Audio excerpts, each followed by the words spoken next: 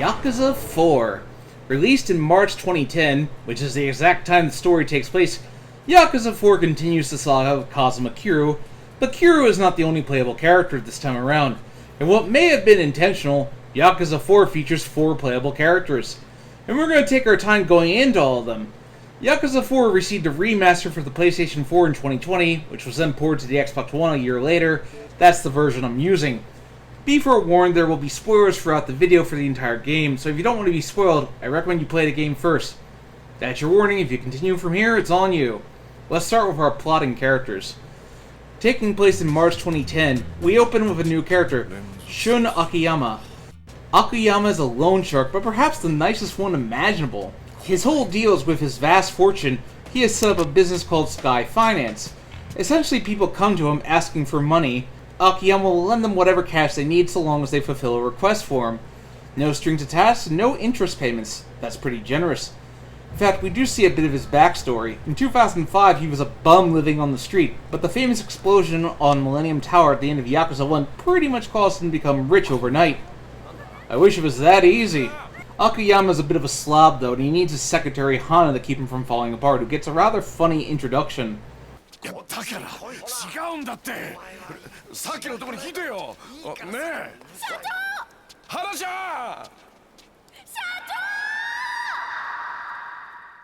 Akiyama is a quite snarky guy, very laid back, perhaps a bit too much, and he has more money than he knows what to do with. Through him we get introduced to Arai and Kido. Unfortunately, Akiyama starts having a bit of a downfall, as Hana ends up leaving him due to his reliance on her, and thus without her, he can barely keep himself together. Our next main character is Taiga Saejima, who we first meet in 1985, where he is living with his sister Yasuko and his Yakuza buddy Goro Majima. Taiga Saejima spent 25 years in jail. From the way it looks, he basically busted into a ramen shop and shot everybody up in the room. He turned himself in, but with his silence they were unable to link him to a conspiracy. So thus Saejima is put on death row and waits for his execution date. But fate allows him a chance to reprieve as he meets Hamazaki in prison, who is much calmer than he was in Yakuza 3. Once freed from prison and after a rather intense moment with Haruka, really unnerving scene, but that may have been the intention, and meeting Kiryu, Saejima heads to Kamurocho to figure out what really happened that day. We see that for a guy who's been convicted of murder, that he's really not that bad. His main story is finding out who betrayed him. The florist tests him by seeing if he's going to kill a man.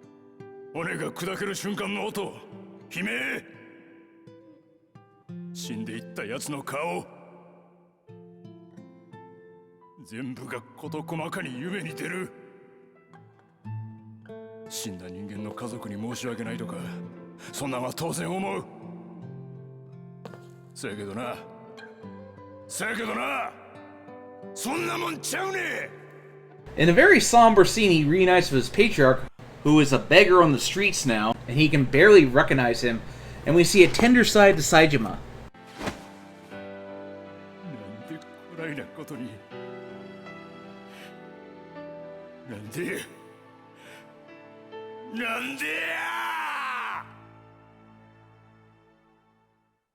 Our third character is Masayoshi Tanamura.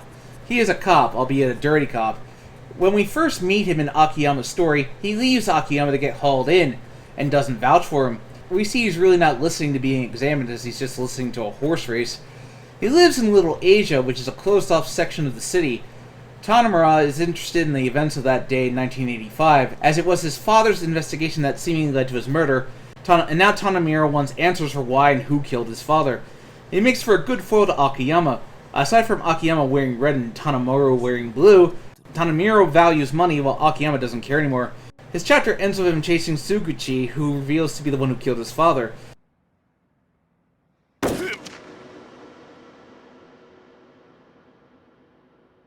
But he does provide hints as to who the true villain of our story is. Our last main character is Kazuma Kiryu. For the last year, he has lived a peaceful life with the children he looks after. But after discovering Saejima on his shore, and after being introduced in this weird scene, Kiryu lets Saejima go because he knows he has business to attend to. We get a nice moment of Kiryu and Haruka. やっぱりこの時間じゃ店開いてなかった。もうこれだから大人たちの考えてることはわかんないよ。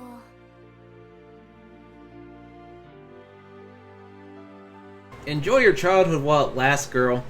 Kiryu decides to return upon realizing that the Tojo clan is involved and is connected to the end of the Millennium Tower explosion 5 years ago. As he tells Haruka, if there was something more to what happened to Nishiki and Yumi, he has to know more. He actually treats Hamazaki with kindness despite what he did to him a year ago. Haruka is horrified upon seeing him and treats him like a monster. Hamazaki.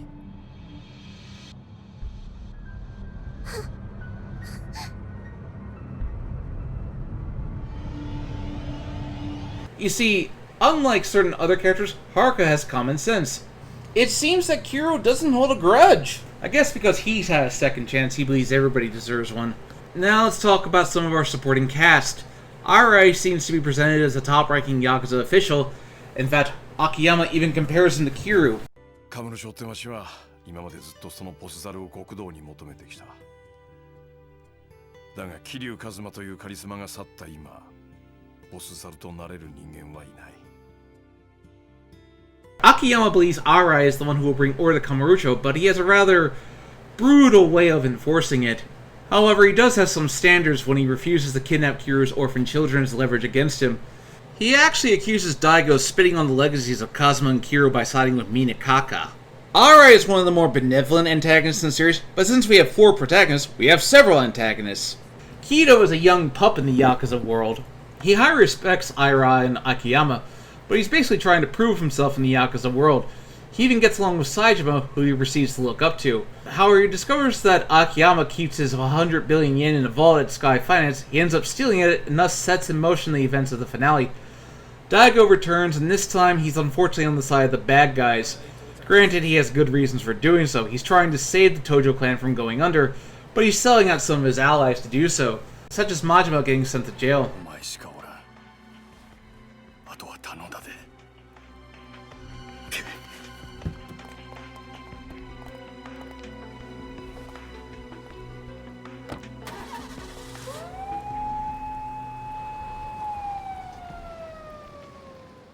None of them, especially Kiryu, seem to hold it against him, and while his goals are noble, he's not going about it the right way. Before we talk about our main villain, we'll talk about Lily. She's the character that ties the 4 protagonist stories together. Akiyama meets her when she asks for a loan, and Akiyama has her work at a hostess club, but there is a longing of love between the two.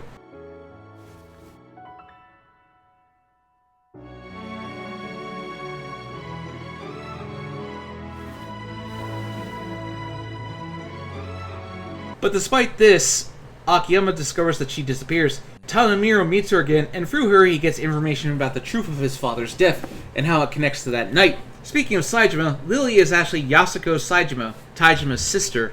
She's desperate to prove her brother's innocence, but will go to any lengths to get it. Kiryu meets her at the beginning of his story, and it's because of her that he decides to return to Kamurocho. Hamazaki has been spending time in prison, and it seems he's a changed man because of it. He works with Saejima to escape, and even when it seems it would benefit him to leave Saejima, he goes back for him.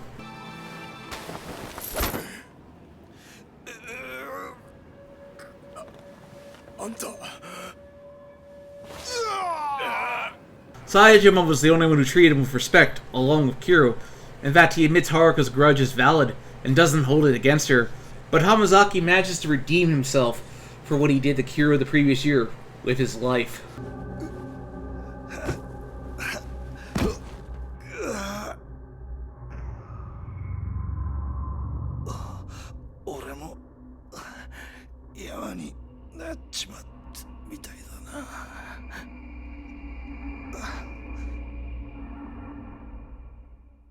Haruka is able to make peace with him before he passes, and she passes on his final words to Kiryu, who in turn passes them on to Saejima.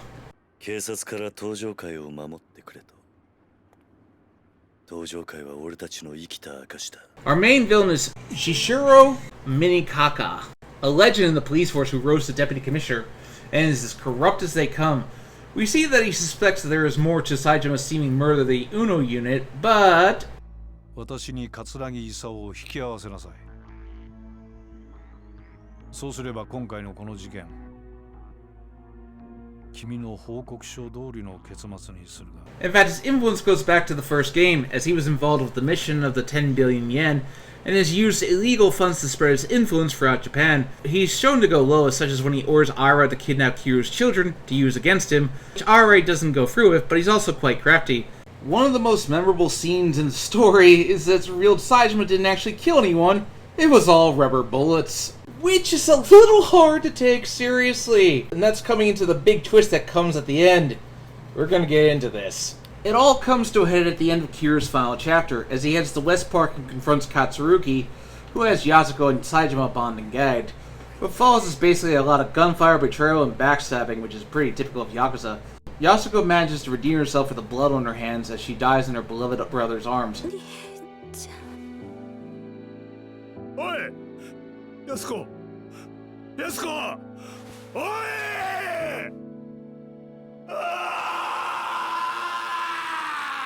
And for a moment, they were able to reconnect. The story this time around is how the past affects the present. Everything in this game is affected by something that happened 25 years ago. Each character is motivated by something from their past to come forward. We have all lived tied to our past, do we not? You may think that a mistake you made is in the past, but it can haunt you, and it will come back in the present. I think that's something that affects us all. The story does a great job of tying the four protagonist stories together, and they all have moments where they fight each other for various reasons or another, because that's pretty mandatory. Some of it borders on hard to believe, such as the focus on rubber bullets, which gets a little laughable at times, but does a great job balancing the comedy with the drama. Yakuza's 4 story is very good overall. Unlike Yakuza 2 and 3, this time you're confined only to Kamurocho, but to make up for that, they expanded the city in ways never before seen. You can now go on the rooftops, or even go into an underground mall. I love spending time here. You can even go into the parking lot down below, or follow the trail below ground. You can even go into the sewers in this game. People actually live down here? Actually does seem quite peaceful. You don't have to worry about people. You can even go in between buildings to go to Little Asia, which shows another suburb of the city. All in all, this city feels alive with more places than ever to go. There's even more activities to do, such as going to the hot springs with your date, and be a little perverted, and then play table tennis, but nothing beats good old karaoke.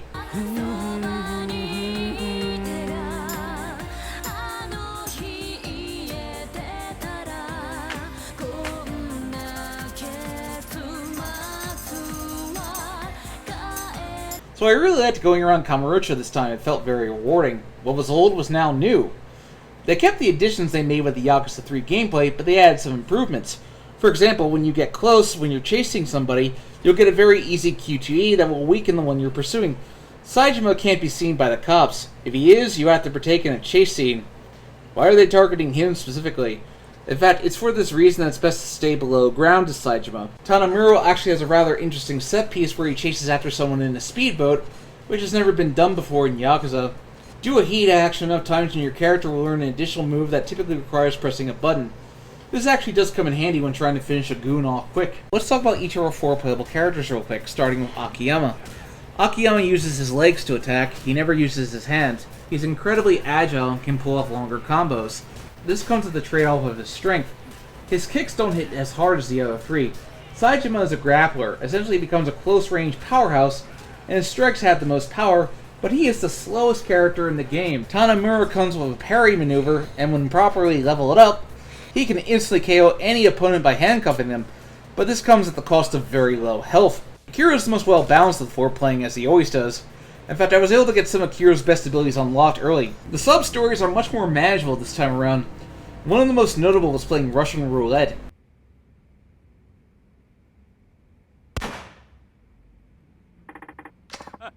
Jeez! We see things like Saejima showing a softer side, or aliens in the sewer.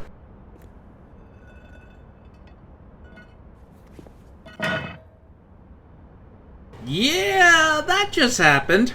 Akiyama comes across a family who are taking a bath with his money. Okay, sure, why not? Going all Scrooge McDuck. Kiro gets to name a kid. What did I name him? No, don't do it, don't do it.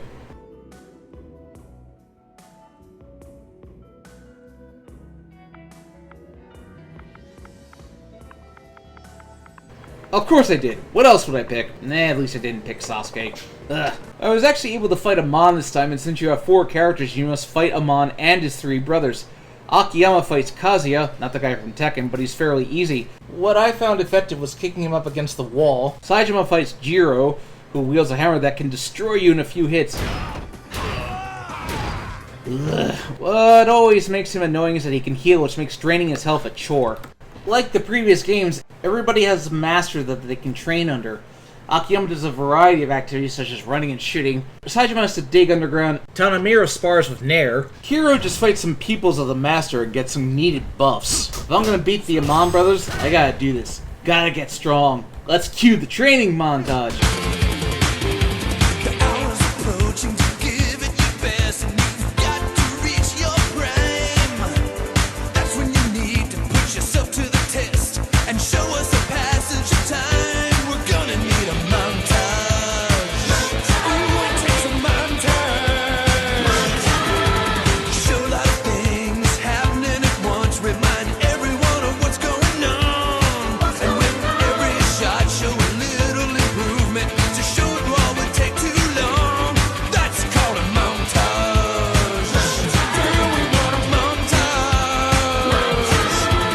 There we go. Tanemiro fights Sango, who will use a gun, so make sure you equip some good armor on Tanemiro, so as long as you do that, he won't be that hard. So that leaves Kiro to fight Joe. Joe likes to stun Kiro, but I don't find him too hard. But when you get him down to no health... Oh, so that's how it's going to be, eh? He will switch between all 4 styles, but with Kiro buffed up, it won't be too much of a problem. Just make sure you have lots of healing items. Eventually he gets so fast that nothing will hit him. But that's one thing you can always rely on.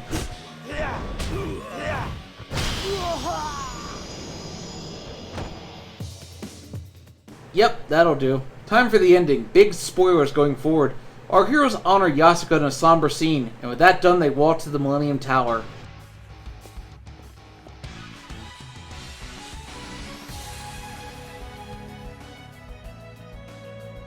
Three of our adversaries have arrived, Daigo, Kido, and Are, but Minikaka shows up alive and well. He anticipated that Are would betray him, so he gave him rubber bullets. But I'm sorry, but how did you just walk out of the police station after shooting the police commissioner? It really doesn't make sense. But as tensions mount, our heroes will arrive.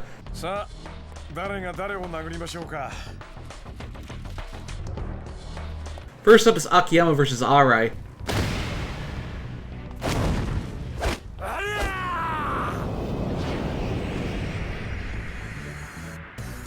Arai is really not that hard.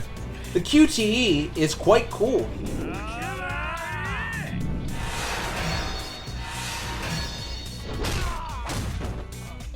Now for Saejima versus Kido.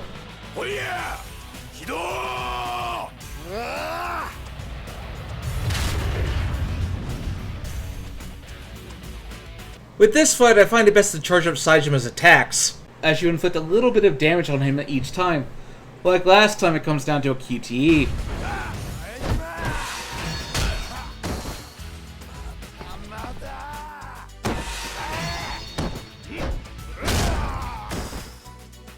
Now, Kiro fights Daigo, who is grateful for the chance to fight Kiro.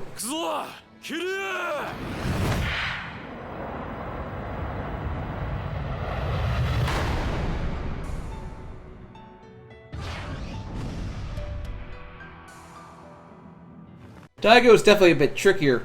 The best thing to do is to use Kiro's counterattacks to gain the upper hand.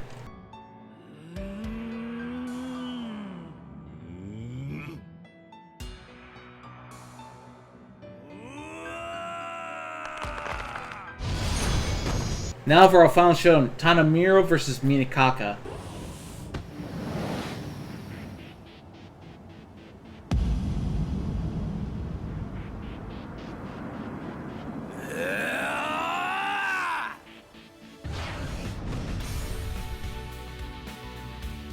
Well, I hesitate to call this a fight. He just sends as many bodyguards at you, and you have to defeat them all. And they all have lots of health, making this a battle of endurance.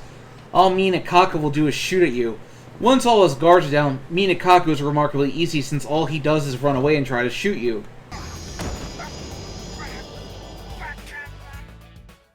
Minakaku is surrounded by everyone. Arai, Kido, and Daigo have seen the error of their ways. It's not best to kill Minakaku. No, better for him to rot in prison. Minakaku mocks the heroes, saying that they can't put him in jail. Japan will be thrust into chaos, but Akiyama reveals that Date has printed a story about his corruption. His life is over. Minakaku is able to ring out a shot in desperation.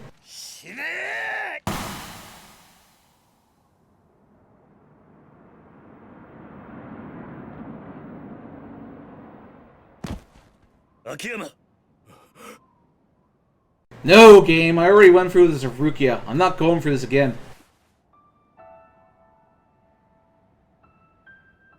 これ Huh. Alright then. But Minakaku does not go quietly. Coward's way out. 2 weeks later, things are returning to normal. Hana returns to working for Akiyama, having lost a good amount of weight. Date is rejoining the police, and Kiro, before returning to Okinawa, oversees a new family addition. In the end, despite some narrative missteps, Yakuza 4 is a very good game, and improves on what worked from 3 and fixes what didn't. If I was to rank them so far, I'd go 2, 4, 1, 3. I don't recommend you play this as your first Yakuza. You're better off being familiar with the characters and story. But I really enjoyed this game. It was a great time.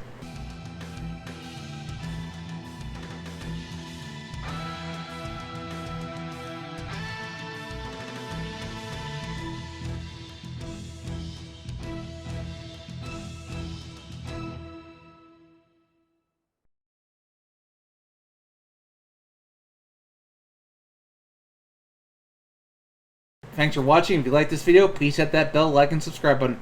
If you want to support what I do, check out my Patreon. See you next time.